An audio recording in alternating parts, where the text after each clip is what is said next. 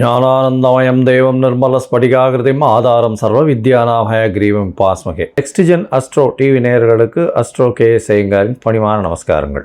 வருட கிரகமான குரு ஒரு ராசியிலிருந்து அடுத்த ராசிக்கு செல்வதற்கு ஒரு வருடம் சுமாராக ஆறுது. அதாவது 13 மாதங்கள் ஆகும். இந்த வருஷம் பார்த்தாலேயானால் குரு பகவான் மிதுன ராசியிலிருந்து கடக ராசிக்கு போகிறார். என்னைக்கு போகிறார்? 26/5/2026 20/10/2026 வரும். கிட்டத்தட்ட 5 மாதம்தான் இந்த வருஷம் இருக்க போகிறார் இந்த கடகராசியில். குரு பகவான் என்று சொன்னாலே அவர் அதீத சுபர். அவர் பார்த்த இடம் மிகப்பெரிய ஏற்றத்தை கொடுக்கும், இருக்கிற இடமும் மிகப்பெரிய ஏற்றத்தை கொடுக்கும். குரு பகவான் பார்த்தாலும் சரி இருந்தாலும் சரி அந்த இடம் மிகப்பெரிய வளமை பெறும், ஏற்றம் பெறும். அதனால் குரு பகவான் லக்னத்திலே இருந்தார்னா திக்பலம்னு சொல்லக்கூடியது. அதனால் எந்த லக்னமாக இருந்தாலும் குரு பகவான் லக்னத்தில் இருப்பாரேயானால் அவர் நேர்மையானவராக இருக்கக்கூடிய வாய்ப்புகள் மிகவும் அதிகம்.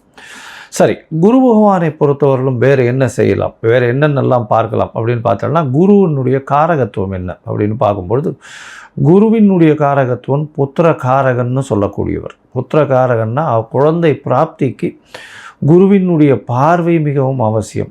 5ஆம் அதிபதி 5ஆம் இடத்தின் அதாவது 5ஆம் இடம் 5ஆம் இடத்தின் அதிபதி மற்றும் குரு, இந்த 3 கிரகங்களையும் எடுத்து தான் புத்திர ஸ்தானம், புத்திர ஸ்தானாதிபதி, புத்திர காரகன்னு சொல்லக்கூடிய குருவையும் எடுத்து தான் பார்க்கணும். அதாவது குழந்தைகள் இல்லாமல் ரொம்ப நாள் குழந்தை இல்லாமல் இருப்பவர்களுக்கு இந்த 3 விஷயங்களையும் எடுத்து பார்த்து அவளுடைய தசா கோச்சாரம் எப்படி இருக்குது அப்படின்றதையும் பார்க்கணும். சரி, புத்திரக்காரகன் தவிர வேறு என்ன அப்படின்னா தனக்காரகன்னு சொல்லக்கூடியவர். அதாவது பணம் வரணும் அப்படின்னா, நிறைய பணம் சேமித்து வச்சுருக்கணும் அப்படின்னா குரு பகவான் அவருடைய கடாட்சம் இருக்கணும். எந்த ஒரு விஷயத்திலும் பார்த்தாலேயானால் பணம் அதிகமாக சேர்க்கணும் அப்படின்னா குரு இருக்கணும். செலவு பண்ணணும், சந்தோஷமாக இருக்கணும், அனுபவிக்கணும்னா சுக்கிரன் நல்லபடியாக இருக்கணும். அப்படி இருந்தால் தான் உங்களுக்கு அந்த பணத்தை அதீதமாக செலவு பண்ணுவோம். அதனால தான் பார்த்தேன்னா ஒருத்தர் பணத்தை நிறைய சேர்ப்பார், அவருடைய அடுத்த ஜென்ரேஷனில் பணத்தை அதிகமாக செலவு பண்ணுவார். ஏன்னா அவருக்கு குரு ரொம்ப ஸ்ட்ராங்காக இருக்கும், இவருக்கு சுக்கிரன் ஸ்ட்ராங்காக இருக்கும். அதனால் எல்லா விதமான உலக இயல் வாழ்க்கைகளில் இருக்கக்கூடிய எல்லா விதமான இன்பங்களையும் அவர் சந்தோஷமாக ஏற்று பண்ணுவார். அதாவது சுக்கிரன் அதிகமாக ரொம்ப ஸ்ட்ராங்காக இருந்தாலும். சரி, குரு பகவான் நேர்மையானவராக இருக்கக்கூடிய வாய்ப்புகள் அதிகமாக இருக்கும். ஏன்னா கற்பது, கற்றுக் கொடுப்பது, கற்பிப்பது இதுதான் அவருடைய தொழிலே.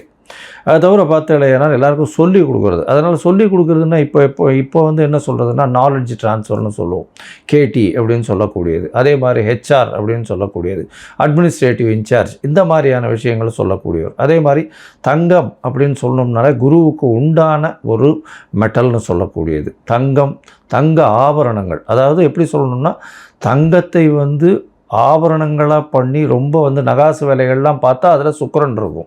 ஆனால் அது பொதுவான தங்கம் அப்படின்னு அந்த மஞ்சள் நிறத்தோடு இருக்கக்கூடிய ஒரு தங்கம் அப்படின்னு வச்சேன்னா அந்த தங்கத்தினுடைய வெயிட்டு, தங்கத்தினுடைய இதுவை பார்த்தாலேனா குருவினுடைய ஆற்றல் இருக்கும்.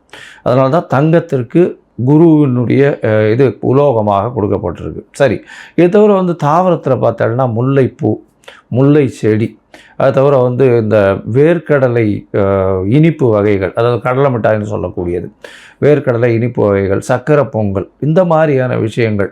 அது தவிர பார்த்தாலேனால் இந்த குரு பகவானுக்கு உண்டான மஞ்சள் மூக்கு கடலை, வெள்ளை மூக்கு கடலை, கருப்பு மூக்கு கடலைன்னு இந்த குரு பகவானுக்கே சுண்டல் போடுவோம். அது தவிர மஞ்சள் துணி, இது எல்லாமே குரு பகவானை சொல்லக்கூடிய விஷயம். குரு எல்லாவற்றிற்கும், அதாவது தேவர்கள் எல்லாருக்குமே அவர் தான் குரு. அதனால் இந்த குரு பகவான் எந்த கிரகத்தை பார்த்தாலும் குருவுக்கே எல்லா விஷயங்களிலும் அதிகாரம் உண்டு. அதனால் எந்த ஒரு தீய கிரகத்தை பார்த்தாலும் அவரும் கட்டுப்பாட்டில் வருவார். அதாவது தீய கிரகம்னு சொல்லக்கூடியது சூரியன், செவ்வாய், அதை தவிர ராகு, கேது, சனி வாழெல்லாம் சொல்கிறோம். இந்த கிரகங்களை பார்த்தாரேயானால் அந்த கிரகங்கள் சுபப்படக்கூடிய வாய்ப்புகள் மிகவும் அதிகம்.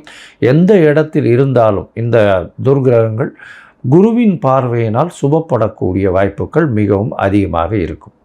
சரி, இந்த குரு பகவான் இப்போது மிதுன ராசியிலிருந்து கடக ராசிக்கு போகிறார். இந்த குரு பகவானுடைய காலபுருஷ தத்துவத்தின் ராசி பார்த்தோம்னா 9ஆம் ராசியும் 12ஆம் ராசியும், அதாவது 9ஆம் ராசி அப்படின்னு சொல்லக்கூடியது தனுசு, 12ஆம் ராசின்னு சொல்லக்கூடியது மீனம்.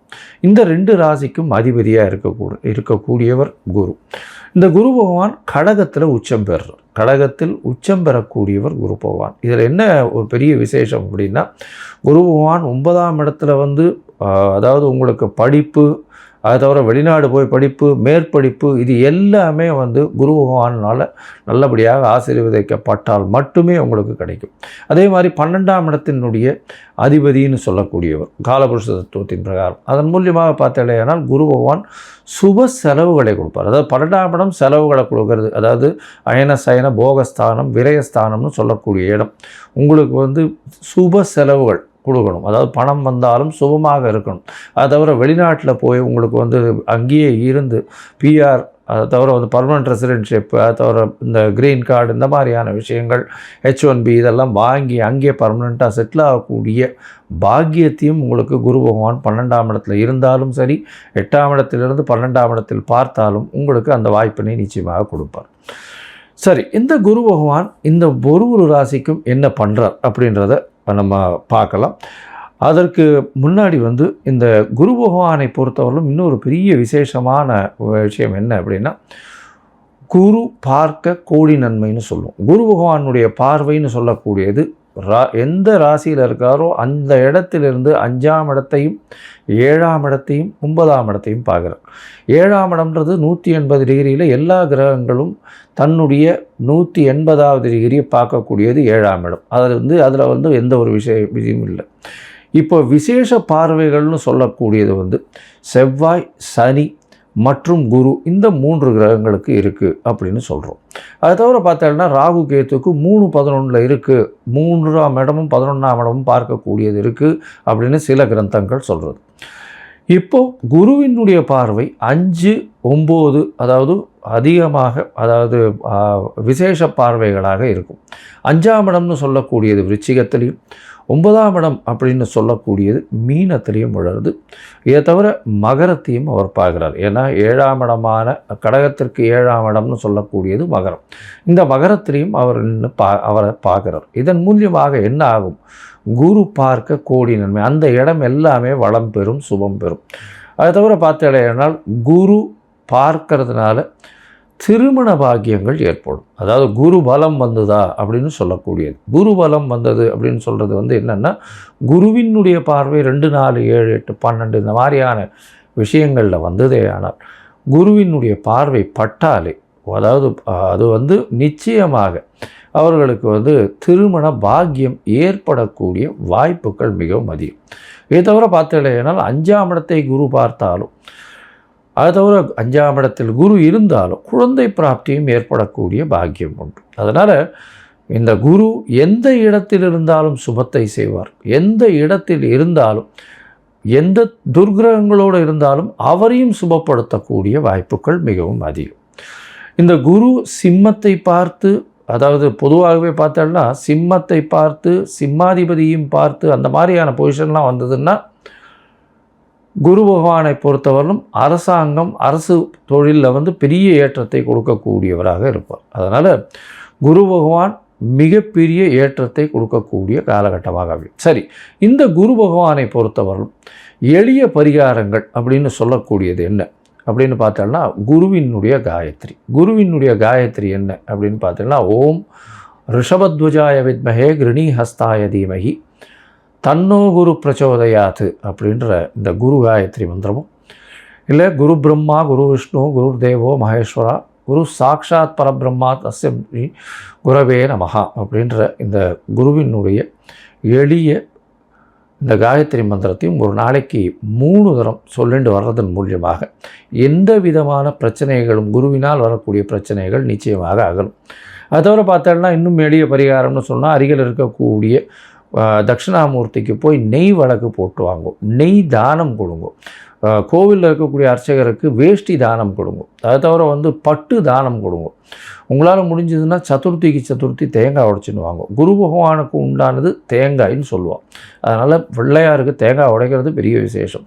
அதை தவிர நெய் போட்டு சக்கரை பொங்கல் பண்ணி இது வந்து பெருமாளுக்கு இது பண்ணிவிட்டு எல்லாருக்கும் கொடுக்கறது ரொம்ப பெரிய விசேஷத்தை நிச்சயமாக கொடுக்கும். சரி, இப்போது ஒரு ராசியாக மேஷம் முதல் மீனம் வரை இந்த குரு பெயர்ச்சி என்ன மாதிரியான மாற்றங்களை கொடுக்கும் அப்படின்றத பார்க்கலாம். அதற்கு முன்னாடி என்னுடைய மொபைல் நம்பர் ஸ்க்ராலிங்கில் போயின்னு இருக்கும். உங்களுக்கு அஸ்ட்ராலாஜிக்கல் கன்சல்ட் தேவைப்படுமே ஆனால் நீங்கள் எனக்கு ஃபோன் பண்ணுங்க. என்னுடைய கட்டணம் என்னன்னு சொல்கிறேன். உங்களுடைய தேதி, பிறந்த தேதி, நேரம், பிறந்த மாதம், வருஷம், அதை தவிர உங்களுடைய நீங்கள் பிறந்த இடம், உங்களுடைய பெயர், தாய் தகப்பனார் பெயர், இதுவரையிலும் நீங்கள் அனுப்பி வைங்க. இதை அனுப்பி வச்சோடனே உங்களுடைய ஜாதகத்தை போட்டுவிட்டு அதுக்கப்புறம் உங்களுக்கு அப்பாயின்மெண்ட்டு கொடுத்து உங்களுக்குன்னு டைம் ஒதுக்கி நான் உங்களுடைய பிரச்சனைகள் என்னன்றதை இது பண்ணி உங்களுடைய தசாபுக்திகள் இப்போ இருக்கக்கூடிய கோச்சாரங்கள் எப்படி இருக்குன்றதை வலுவாக இருக்கான்றதை பார்த்து உங்களுடைய பிரச்சனைகள் எந்த அளவுக்கு சுமூகமாக தீரும்ன்றது சொல்கிறேன். ஏன்னா இப்போ ராசி சந்தி, லக்ன சந்தி இதெல்லாம் ரொம்ப அதிகமாக இருக்குது. 50 வயசில் இருப்பா, அவளுக்கு ரிஷபராசியாக மிதுன ராசியானே தெரியாது. மிருகசீர நட்சத்திரம்னு சொல்லிட்டு இருப்பா, 2வது பாதம் 3வது பாதம் மாற்றி மாற்றி சொல்லிட்டு இருப்பா. அதே மாதிரி விசாகம் சொல்லிட்டு இருப்பா. துலாமாக இருக்குமா இல்லைன்னா விருச்சிகமாக இருக்குமான்னு தெரியாது. அதனால் கண்டிப்பாக ஜாதகத்தை போட்டு அதில் சந்தி இருக்கான்னு பார்த்துட்டு அதுக்கப்புறம் தான் உங்களுக்கு நான் அப்பாயின்மெண்ட் தர முடியும். சரி, இப்போ மேஷம் முதல் மீனம் வரை குரு பெயர்ச்சி பலன்கள் எப்படி இருக்குன்னு பார்க்கலாம். ரிஷபம், கிருத்திகை, ரோகிணி, மிருகசீரிஷம் இந்த 3 நட்சத்திரம் 9 பாதங்களை கொண்ட ராசி. ராசியின் அதிபதி அப்படின்னு சொல்லக்கூடியவர் சுக்கிரன். குரு பகவான் உங்களுடைய ராசிக்கு 3ஆம் இடத்துக்கு வர்றார். என்ன சார் 3ஆம் இடத்துக்கு குரு பகவான் வர்றாரு சார் அப்படின்னா, 3ஆம் இடத்துக்கு வர்றது நிச்சயமாகவே நல்லபடியாக இருக்கும். ஏன்னா உங்களுடைய ராசிக்கு பார்த்தோன்னா 8, 11 அதிபதி. அதனால் அவர் போய் 3ஆம் இடத்துல போய் இருக்கார் அப்படின்னும்போது நல்ல ஒரு ஏற்றத்தை கொடுக்கும். பண வரவுக்கு பஞ்சம் இருக்காது. ஏன்னா 11ஆம் அதிபதியே 3ஆம் இடம்னு சொல்லக்கூடிய முயற்சி ஸ்தானத்தில் போய் உட்காந்துருக்கிறதுனால கவலைப்பட தேவையில்லை. எல்லா விதமான முயற்சிகளும் நிச்சயமாக கைகூடும் கண்டிப்பாக. ஆனால் போட்டிகளில் இறங்க வேண்டாம். எதனால் போட்டிகளில் இறங்க வேண்டாம் அப்படின்னா, முயற்சிகள் பண்ணுங்கோ, உங்களுக்கு நிச்சயமாக வரும். ரொம்ப போட்டிகள்லாம் இறங்காதீங்க.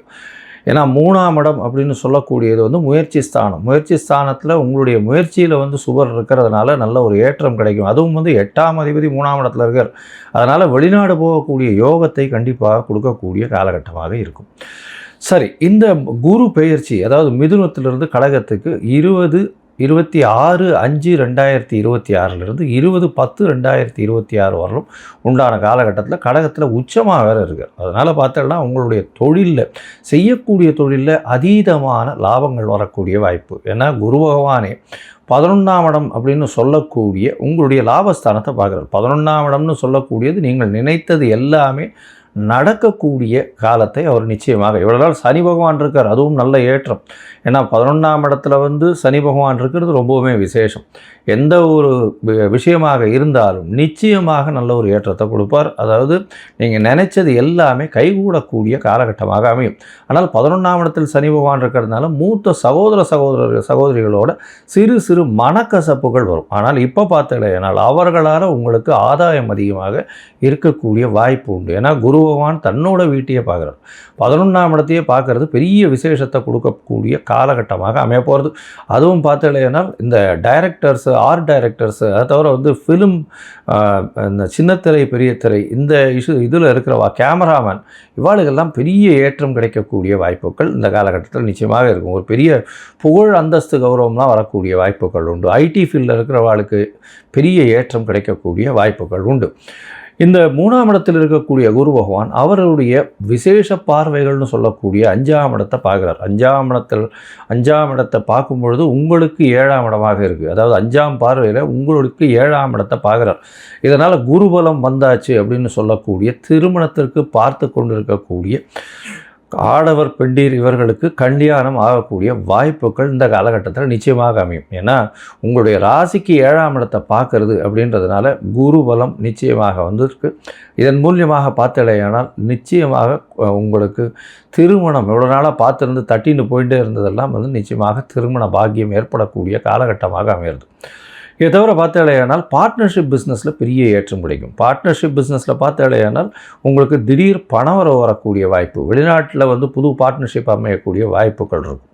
அது தவிர பார்த்தாலேயானால் எதிர்பாலினத்தவர் மூலியமாக நல்ல ஒரு ஆதாயம் கிடைக்கக்கூடிய வாய்ப்புகள் இந்த காலகட்டத்தில் உண்டு.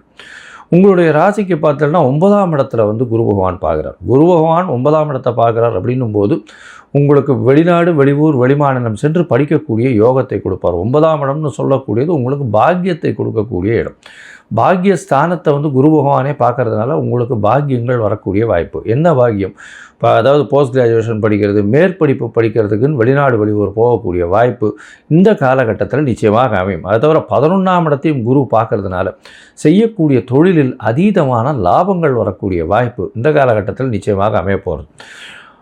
மொத்தத்தில் பார்க்கும்பொழுது இந்த ரிஷபராசிக்காரர்களுக்கு பெரிய ஏற்றம் கிடைக்கக்கூடிய காலகட்டமாக அமைய போகிறது.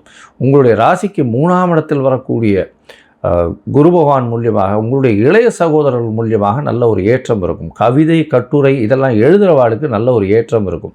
ஏன்னா அதாவது ஃப்ரண்ட் ஸ்க்ரீனுக்கு வராமல் பிஹைண்ட் த ஸ்க்ரீனில் பண்ணக்கூடிய வேலைகளில், அதாவது டைரக்டர்ஸு, அது தவிர ஆர்ட் டைரக்டர்ஸு, கேமராமேன், அதுக்கப்புறம் வந்து எழுத்து பணியில் இருக்கிறவங்க, இவங்களுக்கெல்லாம் பார்த்திங்கன்னா திடீர் யோகங்கள் வரக்கூடிய வாய்ப்புகள் நிச்சயமாக உண்டு. அதை தவிர பார்த்தலையானால் உங்களுடைய ராசிக்கு 3ஆம் இடம்னு சொல்லக்கூடியது முயற்சி ஸ்தானம். அதனால் வந்து ஏதாவது ஒரு ஐபிஎஸ் யூபிஎஸ்சி அந்த மாதிரியான தேர்வுகள் எழுத போகிறீங்கன்னா இந்த காலகட்டத்தில் உங்களுடைய முயற்சிகள் நிச்சயமாக வெற்றியடையும்.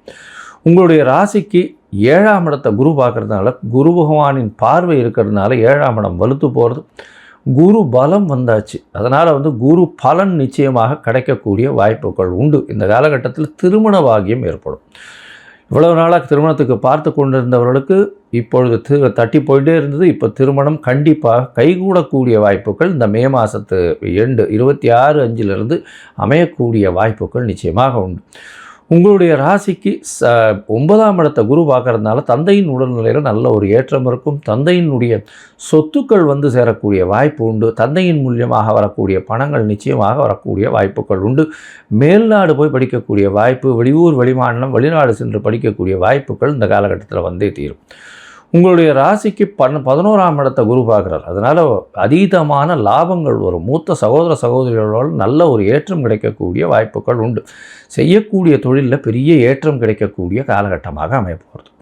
இந்த காலகட்டத்தில் நீங்கள் உங்களால் முடிஞ்சது, உங்களுடைய தசாபுக்தி அந்தரம் சூக்ஷ்மம் சரியில்லை அப்படின்னா நீங்கள் வந்து உங்களுடைய எளிய பரிகாரங்கள் ஏற்கனவே சொல்லியிருக்கேன். அதனால் அதை போய் பண்ணுங்க. அதாவது குரு காயத்ரி ஜபிச்சுட்டே வாங்கும். அதை தவிர ஒரே ஒரு தரமாவது கோவிந்தவாடி அகரம் போயிட்டு வாங்கும். அங்கே குரு பகவானுக்கு உண்டான அர்ச்சனைகளை செஞ்சுட்டு வாங்கும். உங்களுக்கு எல்லாவித ஏற்றமும் மாற்றமும் இந்த காலகட்டத்தில் மிகப்பெரிய வெற்றியோட திருமணமும் முடிந்து நல்லபடியாக ஆகக்கூடிய வாய்ப்புகள் நிச்சயமாக உண்டு.